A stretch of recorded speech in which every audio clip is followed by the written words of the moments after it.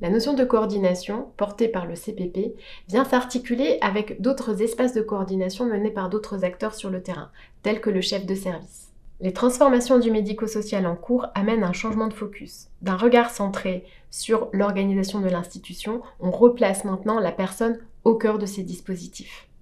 On a pu observer des chevauchements ou des zones de flou dans ces espaces de coordination entre la coordination vers le parcours, la coordination vers le projet ou vers les professionnels.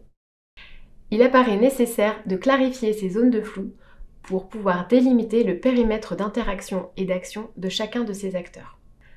Les enjeux sont à la fois de fluidifier les parcours d'accompagnement et la mise en place de ces actions, mais d'éviter de générer des tensions entre les acteurs du terrain.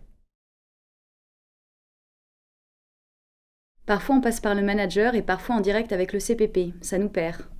Mais passer par le manager, ça prend plus de temps car il manque de disponibilité. Donc au final, c'est plus rapide de le faire entre nous. On nous a demandé d'être les garants de la mise en place effective du plan d'action imaginé avec les familles. Mais c'est ce que faisait le manager avec une partie de l'équipe.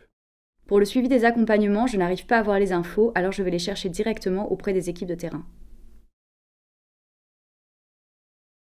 Pour clarifier ces différentes interactions et le périmètre d'intervention de chacun de ces acteurs, on vous propose une méthodologie en quelques étapes.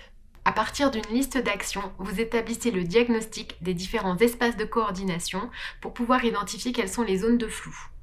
La finalité de cette étape est de clarifier la complémentarité des missions de coordination entre les acteurs et de pouvoir les répartir dans les fiches de mission respectives de ces personnes.